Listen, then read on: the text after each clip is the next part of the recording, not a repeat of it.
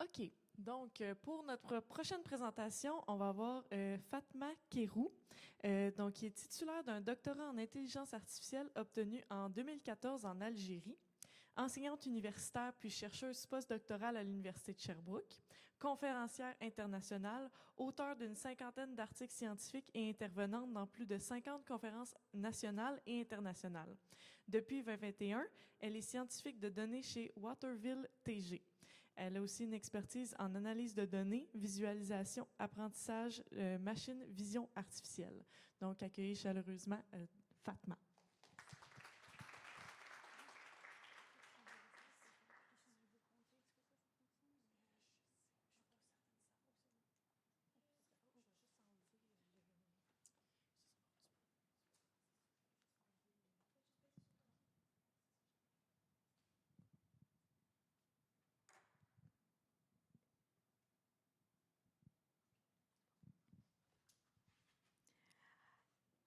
Bonjour, très content d'être parmi vous aujourd'hui, revenir à l'Université de Sherbrooke après 5 ans. C'est ça, mes slides sont en anglais, je vais parler en français, but I can answer your question in any language you want, even if you want to ask in Arabic, no problem. Aujourd'hui, je vais vous parler de sciences de données dans une industrie manufacturière. Spécialement, comment les données peuvent contribuer à l'excellence d'une compagnie manufacturière. Pourquoi manufacturière? C'est là où je travaille. Donc, c'est ça, je vais vous donner un exemple concret. Donc, ça va être un peu la suite de ce que Melissa a présenté, mais ça va être un peu plus technique. Donc, je vais d'abord introduire Waterville TG. Juste, can you raise your hand if you know Waterville TG? You are heard about it? OK, good. Donc pour les autres, vous allez la connaître aujourd'hui. On va voir aussi les différentes problématiques réelles qu'on rencontre, pas forcément quand on étudie la science de données en université, mais qu'on rencontre réellement dans une compagnie. Les différents projets qu'on a faits, les motivations, les outils qu'on utilise, les résultats qu'on a obtenus, puis conclusions et perspectives. Donc, Waterville TG, c'est une entreprise manufacturière qui existe depuis 1952. C'est quand même depuis 72 années. Donc, c'est une compagnie spécialisée dans la fabrication de pièces d'étanchéité pour l'industrie automobile. En fond, on fabrique ces pièces de caoutchouc-là. En fond, c'est toutes les pièces de caoutchouc que vous pouvez trouver dans une voiture, comme par exemple le caoutchouc autour des portes et des fenêtres. Donc, vous pensez à nous la prochaine fois que vous ouvrez la porte de votre voiture. Donc, tout le caoutchouc qui isole la voiture, c'est fait à Waterville TG. On a plus ou moins 1000 employés. Puis, on a 4 usines entre le Québec et l'Ontario. 3 au Québec, une en Ontario. Parmi nos clients, on a les plus gros fabricants d'industrie automobile, comme Toyota, Chevrolet, Honda, Ford, BMW, Stellantis.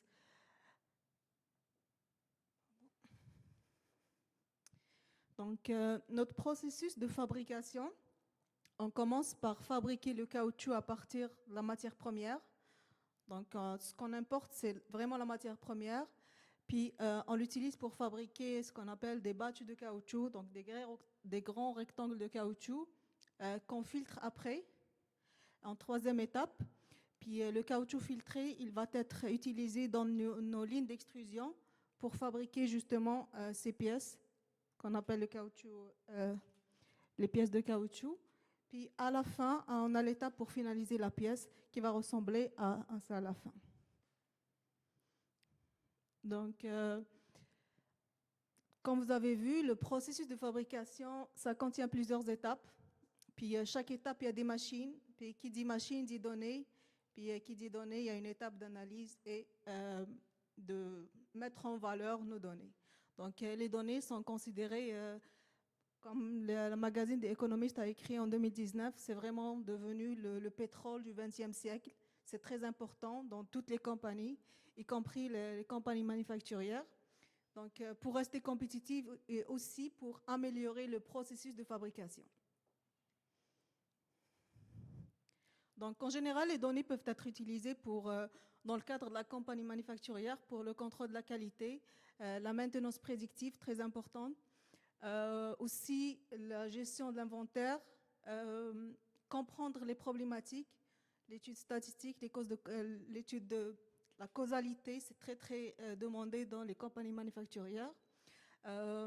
Améliorer la productivité des équipes, spécialement, je dirais, pour une compagnie qui existe depuis longtemps. Donc, on a des employés qui travaillent depuis 20 ans et même 30 ans et 40 ans. Puis, domaine technologique, ça évolue rapidement. Donc, c'est très important de mettre même les opérateurs à jour côté technologique et gestion d'énergie. Donc, en général, pour entamer un projet d'analyse de données, il y a 5 étapes. Donc, la première étape, c'est la plus importante, en fait, c'est avoir les données. Les données, ils peuvent être issus d'une seule source ou de plusieurs sources. Donc, en général, dans le cas réel, il y a plusieurs sources de données toujours, puis il faut faire le travail de nettoyage de données, puis préparer les données pour, après, en étape 3, faire l'étape d'analyse descriptive, puis la visualisation pour comprendre un peu les données. En étape 4, on va modéliser ces données, par exemple en utilisant les algorithmes d'intelligence artificielle. Puis, on va valider les données à la fin pour avoir le sourire des utilisateurs. Les issues ou les problématiques qu'on rencontre dans une compagnie, c'est quand même une grande compagnie, puis on a des productions des fois sur 3 shifts, donc 24 heures sur 24, puis des données de production qu'on extrait chaque 10 secondes ou 15 secondes, ou même si c'est 30 secondes, imaginez pour une machine combien de données on peut avoir. Donc le premier challenge qu'il faut prévoir, c'est la gestion de ces données, puis le stockage de ces données et la sécurité des données. Ça, c'est plus l'équipe infrastructure qui s'occupe de ça. Aussi, une problématique que j'ai rencontrée plusieurs fois dans la compagnie, c'est l'accès aux données. S'assurer qu'on a accès aux données. Ce n'est pas toujours évident.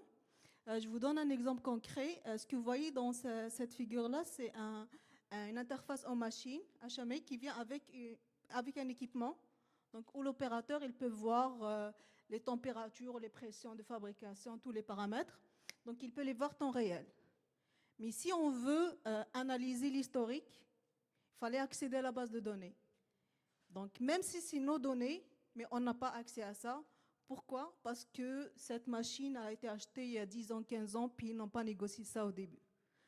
Donc, parce qu'à l'époque, ce n'était pas important. Ils voulaient juste voir les données temps réel pour contrôler le processus de fabrication maintenant, mais l'historique, ce n'était pas important. Donc, il fallait recontacter le fabricant puis renégocier une licence pour avoir accès aux données. Donc, c'est des problématiques réelles qu'on rencontre en compagnie, surtout si elle est ancienne, ce n'est pas une nouvelle. Le troisième point, je dirais, c'est le point qu'on rencontre pour chaque projet, c'est l'hétérogénéité des données. Il faut savoir qu'on peut avoir différents types de données. Il y a même des équipes qui utilisent encore Excel, qui utilisent aussi du papier, des données papier. Même si on a des bases de données, ce n'est pas un seul système de gestion de bases de données. On peut avoir SQL Server, Oracle, PostgreSQL. Donc, pour un seul projet, on peut avoir à combiner des données de plusieurs sources. Puis, on a aussi ce que vous voyez ici en première image, les papiers scannés.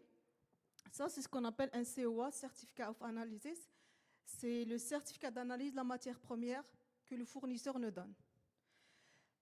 Il nous donne ça sous format de papier et papier scanné. Donc, même si on est conscient de l'impact des variations des propriétés de la matière première sur la qualité de caoutchouc, mais si on veut faire l'analyse pour prouver ça et essayer d'adapter nos recettes de caoutchouc dépendamment des propriétés, le plus gros travail, je dirais, ce n'est pas la modélisation, ce n'est pas les algorithmes de l'intelligence artificielle, c'est plutôt l'extraction automatique des données à partir d'un fichier scanné. Donc, c'est vraiment un challenge parce qu'il peut y avoir plusieurs artefacts. Des fois, tu as des écritures comme ça, des fois, il highlight des choses, des fois, quand il est scanné, la qualité n'est pas vraiment bonne. Donc, beaucoup de challenges pour juste l'extraction des données. Je dirais, une fois que tu as les données, le plus gros travail est fait. Je sais qu'à l'université, on se concentre plus sur la partie modélisation, analyse, mais en compagnie manufacturière, le point le plus difficile, c'est avoir des données, des bonnes données bien sûr, la cohérence des données, une seule source de données, etc.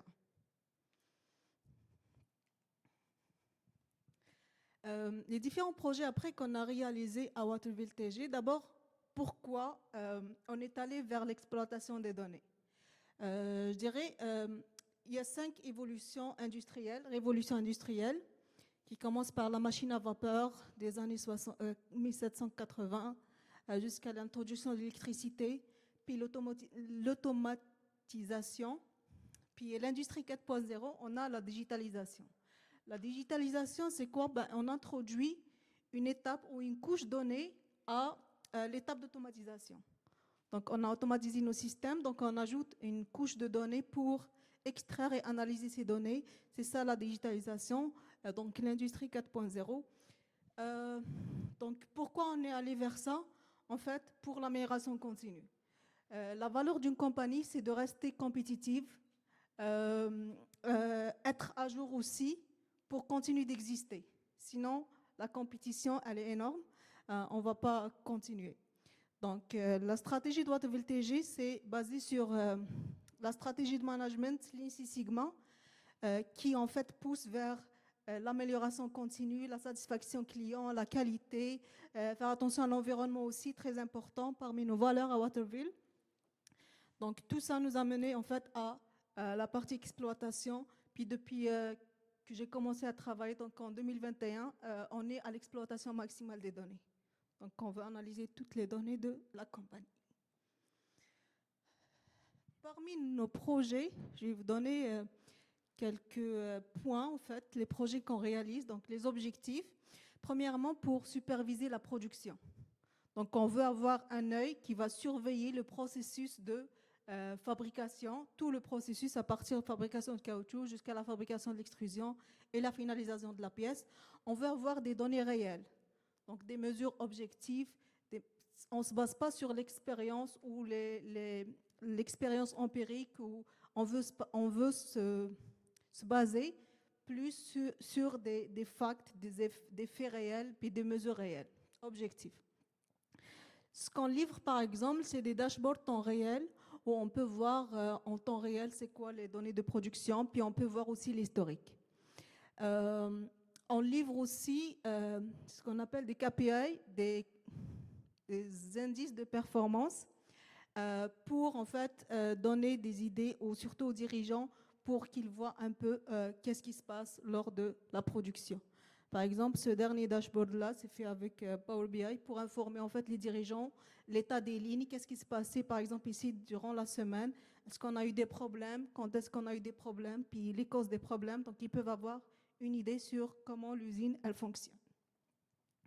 On a aussi des systèmes d'alarme. Donc, on est en train d'observer temps réel le système de production. Puis, s'il y a quelque chose d'anormal qui se passe, on envoie directement des alarmes temps réel, courriel, aux gens concernés pour qu'ils réagissent rapidement et essayent de résoudre le problème. Deuxième point, c'est la supervision de la qualité. Même chose ici, ce qu'on veut voir, c'est on veut en fait réduire le coût en améliorant la qualité. Puis ce qu'on livre, c'est aussi pour la qualité, on peut livrer des dashboards, comme le dashboard que vous voyez ici, où il y a aussi des KPI. On peut voir par exemple la qualité, combien de pièces on a fait avec des défauts, puis c'est quoi les causes des défauts. On peut aussi livrer des modèles mathématiques ou des modèles d'intelligence artificielle pour essayer d'expliquer la cause s'il y a des problèmes. Donc, essayer de comprendre les causes des problèmes, lier les problèmes, par exemple, à la qualité de caoutchouc ou à autre chose. Aussi, on envoie des alarmes si, par exemple, depuis 8 heures du matin, on a beaucoup de pièces qui ne sont pas bonnes. Donc, on peut envoyer des alarmes aussi temps réel pour avertir les superviseurs pour qu'ils réagissent rapidement. Aussi, la maintenance prédictive et proactive. Très, très important point, parce que si on est en processus de fabrication, puis on panne au milieu de la fabrication, donc on va arrêter toute l'année de production. pendant un certain moment, donc on va perdre beaucoup de temps. Donc l'analyse prédictive, c'est en fait estimer quand est-ce que l'équipement doit être changé, l'usure de l'équipement, ou proactive pour planifier quand est-ce le meilleur moment pour faire le changement, par exemple, quand est-ce qu'on change l'équipement sans interrompre un peu la ligne de production. Aussi, dans ce cas, on livre des alarmes qui contiennent quel équipement il faut, le détail sur la panne, quel équipement il faut changer, puis qui est contacté, puis toute la procédure, comment le changer aussi. Troisième point, très important, l'optimisation des processus. Dans une usine, comme je dis tout à l'heure, qui existe depuis longtemps, il y a beaucoup de gens qui utilisent encore le manuel, qui prennent beaucoup de temps pour analyser les données dans Excel. Ils prennent les données dans une base de données, puis ils le mettent dans Excel, puis ils font des calculs manuels. Ça peut prendre une demi-journée pour faire un rapport sur une semaine de données. Alors, automatiser tout le calcul dans une interface ou dans une application web, ça peut s'avérer très, très utile. Par exemple, ici, on a le graphe bleu qui représente le poids du silicone. C'est une matière qu'on utilise au-dessus de la pièce. Donc, on consomme au début 12 kilos, puis on consomme la matière jusqu'à atteindre un minimum, puis on ajoute un peu à la fin. Puis, on veut calculer c'est quoi la perte. Le diagramme rouge, c'est dit si on est en production ou pas. Puis ici, à la fin, on peut dire combien on a perdu de silicone, parce que tout ce qui reste, il va être jeté. Donc, au lieu qu'un opérateur prenne une journée pour visualiser les données, puis aller les chercher, puis faire tout le calcul comme ça, manuellement, maintenant, il suffit juste qu'il fait un seul clic, puis il a toutes les données, puis il a toutes les données statistiques en fait, du graphe, combien de poids il nous reste à la fin de production, et même on a des pertes au début de production, puis des pertes des fois au milieu de la production. Donc, juste automatiser ça, ça augmente énormément la productivité des équipiers. Donc, au lieu qu'ils passent la journée à faire ce genre d'analyse manuellement, ben, ils travaillent sur quelque chose qui va ajouter de la valeur au processus et à la compagnie.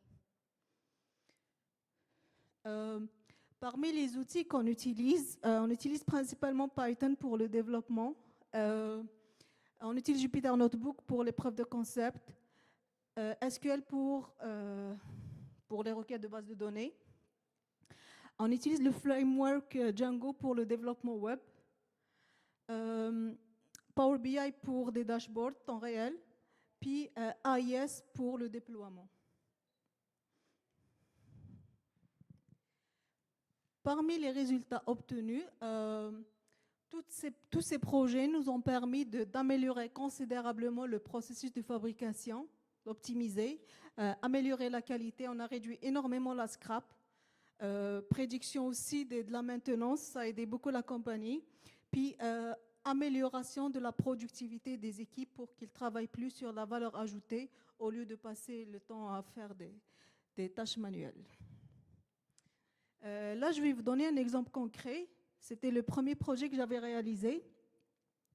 Un des points très importants quand on travaille dans une compagnie sur un projet de données, c'est de comprendre le processus de fabrication. Nous, on connaît les données, mais c'est très important de se familiariser avec le processus. Moi, avant cette compagnie, j'ai passé toute ma carrière à l'université, donc je n'avais aucune idée c'est quoi, et ça prend beaucoup de temps pour connaître, pour être familiarisé avec tout le processus. Une fois qu'on comprend le processus, on peut commencer à travailler. Donc ça, c'est... on a les étapes de fabrication de caoutchouc. On commence par ici le mixing, c'est là où on fabrique la batch de caoutchouc. Puis on va filtrer le caoutchouc en deuxième étape. On l'envoie au FIFO ou la chambre froide. Puis après, on l'utilise dans la ligne d'extrusion. Le problème, c'est que on fabrique le caoutchouc, on valide sa qualité avec 2-3 mesures physiques, puis après, on l'utilise dans la ligne. Mais le problème, des fois, quand on l'utilise dans la ligne, on a des pièces qui ont des problèmes. Donc, des pièces avec des défauts. Donc, si on veut comprendre c'est quoi la cause des défauts, cette ligne, elle contient plus que 400 capteurs.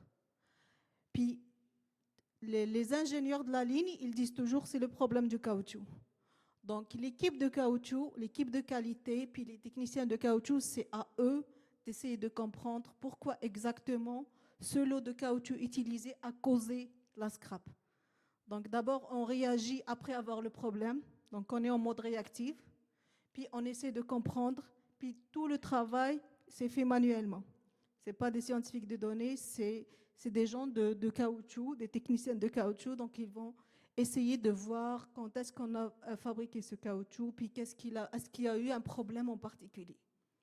Puis même s'ils trouvent le problème, c'est trop tard. On a déjà le problème, on a déjà les pertes.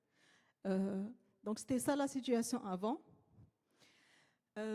Après, on a ajouté des étapes d'analyse à chaque étape de fabrication de caoutchouc. Donc, quand on fabrique le caoutchouc, donc on mixe la matière première, on surveille en temps réel le processus. Donc, si on remarque quelque chose d'anormal, directement des alarmes sont envoyées aux techniciens de caoutchouc. Donc, au lieu d'envoyer ce caoutchouc à la deuxième étape, s'il y a des problèmes, on va l'envoyer à une zone QC, une zone spéciale où ils vont investiguer est-ce que c'est bon ou pas. Est-ce qu'on le jette à ce niveau-là ou bien non, c'est bon, on peut l'envoyer à l'étape prochaine. Même chose à deuxième étape, l'étape de filtrage, de strainer. On a aussi fait un système d'observation temps réel aussi qui va modéliser c'est quoi les anomalies. D'abord comprendre les anomalies, puis une fois qu'elles sont détectées aussi, même chose, on va envoyer des alarmes temps réel aux techniciens. Donc dans le fond, ce qui arrive à la ligne d'extrusion, c'est juste le caoutchouc qui n'a eu aucun problème lors du processus de fabrication. Donc tout ça, si on a de bons caoutchoucs, donc la ligne est relativement stable parce qu'on a des paramètres à régler au début, puis on évite les problèmes de la ligne d'extrusion. Donc à ce niveau, on est proactif. On était réactif, mais maintenant on est proactif. Donc on détecte le problème dans les étapes d'avant. Ça nous a permis pour une seule machine d'économiser jusqu'à 275 000 $ pour une seule machine qui est le strainer ici à la deuxième étape. Puis maintenant, on a automatisé tout le système.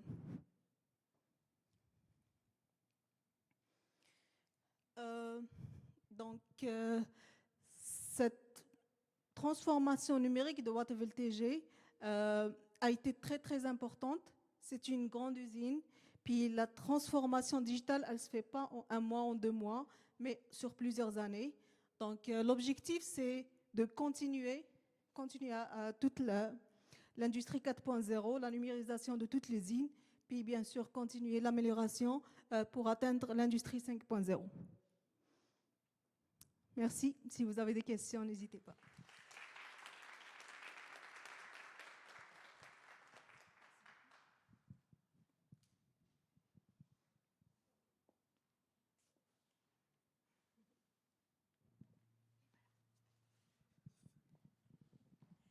Hello. So it's very interesting the thing. Every time that I see so technical projects, I'm impressed. And what has been the biggest challenge for you in this project, and why, and how you cross through it? Okay. I would say my big challenge in this company was to be adapted to the process of the manufacturer process of the enterprise. This was my challenge because all my career before was in university. I didn't have any idea about these real problems. My mission was to start having data and start developing some solution for analysis or modelization. This was my biggest challenge, understand the production process deeply, because we know to understand it deeply to be able to do a correct analysis. If I don't understand, for example, what's the impact of temperature on the quality, for example, of rubber, I cannot, for example, extract some meaningful feature for the analysis. So understanding the process was new for me and was challenging for me. Now, why I wanted to try the company. In university, the finality of the research was a paper, a research paper. And when you finish a paper, we publish a paper, you have to start another paper. So the finality was the paper, and I wanted to see what's the impact of my research really on a company. I wanted to see it. I want to see the face of people that use my development or my project to see, oh, they are happy. That was my, I'd say my objective, why I wanted to change, because just research and paper, it's a cycle, like it's a vicious cycle without end, but I wanted to see other thing. And like once, why I continue in company, the first project I delivered to a mixing technician, I remember he tell me it was the best Noel gift. Christmas gift, yes, sorry. The best Christmas gift for me that I ever had. So when you see the satisfaction on the face of the users, it was this was my objective, and I continue to feel it, so I continue on it. Yeah, I'm asking you that because, it's a comment. One of the things that it's very important is actually you said before how to do right with this process that we break, we stop and then we can come. And so these things that you are sharing now are the moments that women in research need to listen. That behind the research there is impact, there are connections, and sharing those experiences behind the impact of the research, I think that is very important and bring a new perspective. Yeah. So, but I feel like especially for women in a company, it's like you have to prove yourself each time. So you have to work harder each time, each project. So you don't have necessarily the time to be updated and you have just weekend and you work all the time in company, and you have to prove yourself for each project. Each new project is a challenge. So just you have to focus on this project and you have like a pressure to always give your best to this project. So that's why I asked the question before, because I really, the domain or the field, it's like exponential evolution. Like each month you have new technique, you have a new, and to be updated, I feel that it's hard for me. That's why yeah. But you are But doing we don't a great have job. choice. We don't have choice. We have But to. you are doing the job anyways. I mean, it's not about to be perfect, right? It's about to progress. So. For now, yes. Thank you. Yeah. Another question? Sorry. I can hear you if you want. It might be a weird question, but from what I understand, your background is in AI and IT, right? And now you are working in industry for a totally different field. It's the same field. No, It's you not work. computers. You're applying AI to a totally different thing. It's like when you're having a musical film, whether to get a singer who can act or get an actress who can sing. My question is it easier? Was it easier for you as a data scientist and computer scientist to learn the manufacture process for a totally different thing, or would it have been easier for someone from this domain to try to learn AI and data science? Thank you for question. Personally, I like challenges. So it was a big challenge for me. And if I want, as a data scientist, work in a company, manufacturer company, I don't have choice to understand.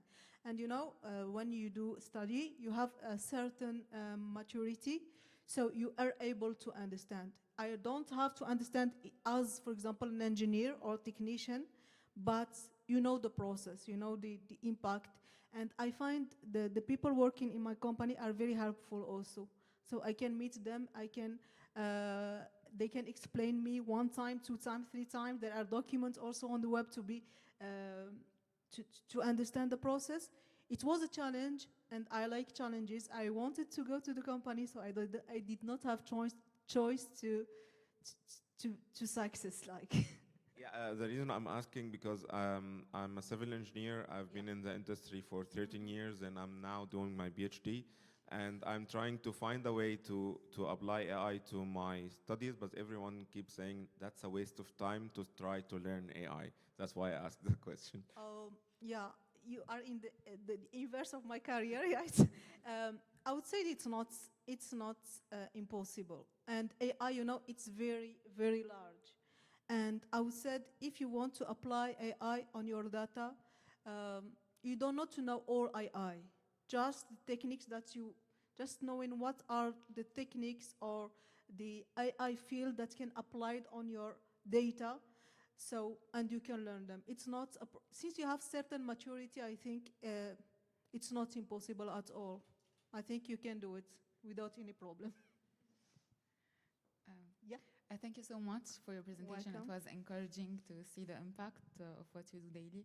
I just have a question. Do you believe that in a way PhD has helped you in developing your soft skills? And as per your opinion, what do you think are the skills that we should work on during our PhD or like research degree that makes us more ready for the industry? You mean if you are from another field and you want to apply? Not precisely, but more on your soft skills. If you believe, like, if like we said, we put the technical skills aside, if like research or like being a PhD student has helped you develop some other skills. Yeah, 100%. If you are PhD, you know how to read the paper, you know how to apply the paper, you know how to program new things, and if you work on real problems, you have to. I'm doing research also in a company, so I don't use just an existing algorithm on my data and I find the result as magic results. So I still read some papers to try to apply them on my project. So if I was not PhD, so I did not have this experience. So having PhD give you maturity and give you experience, and it's 100% will help you in manufacturing in your manufacturing work. Thank you so much. Welcome.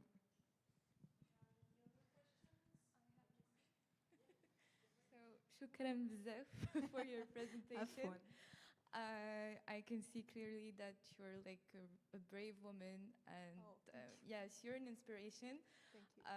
So, my question was, as a woman in research vs a woman in the industry, like, are there some different challenges? Because we can see also, for example, in research, the percentage of women in papers are low, and also in the industry, the percentage of women employees It's lower. is low too. It's Is lower. Okay. After my experience in university, I worked in 2 companies. This is my second company. I worked before in another company, and in both company, I was the unique woman in the IT teams. I was always been the unique woman. So it's another challenge because you work only with guys, and sometimes they don't have experience to work with women.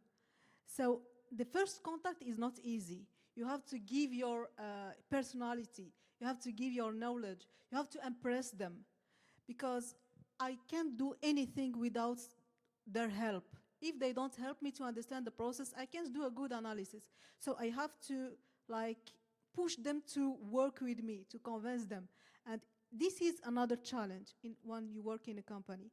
In university, it's not the same. University, for my case, I find more women when I go to conferences or when I write paper, more women, much more than in company, especially manufacturer company.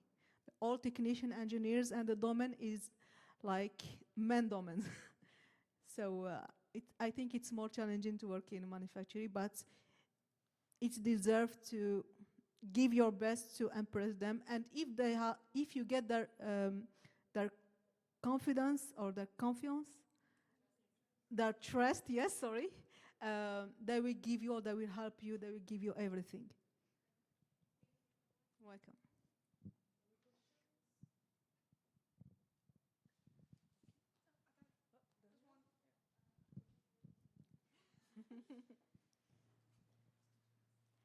First of all, thank you so much for your presentation. Welcome. I had a question. How much time did it take to understand the whole process of production, and if the company was supportive with you to understand this process? Yeah. In fact, when you start a project, you don't have to understand all the company, all the process of fabrication. For example, if I'm working on project on rubber, fabrication of rubber, so I have to understand how the rubber is fabricated. I don't have to understand how the extrusion line works. So just you focus on the project you are working on, how much time it takes. It can take 1 month to understand the process, and you can have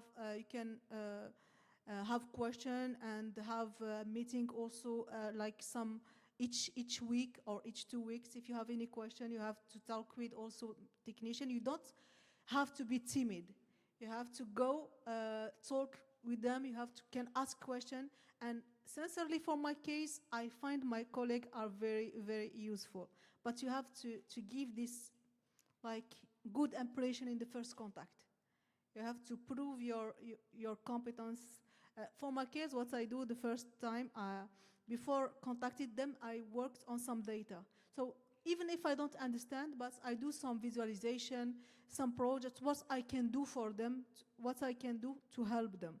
Like you can give some project that's you already released, to give them some like idea about the things you already done and what you are able to do for them in the future. If they trust you, then they can help you with high pleasure. Now, they contact me to work with them. So once you have that trust, you can understand, you can ask questions, you can have meeting, you can have project without any problem. Thank you so much. Welcome. Thank you so much for your presentation.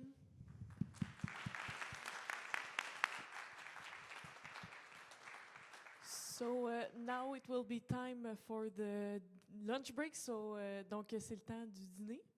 Ah oui, et puis avant, so everyone stay where you are just for 1 second, because we would like to do a picture of everyone in the audience. So stay where you are. We'll take a picture and then afterwards we'll have the lunch break. Donc restez où est-ce que vous êtes, restez assis. On va prendre une photo de tout le monde qui est assis, puis après ça on va aller dîner, puis on va recommencer les présentations après dîner.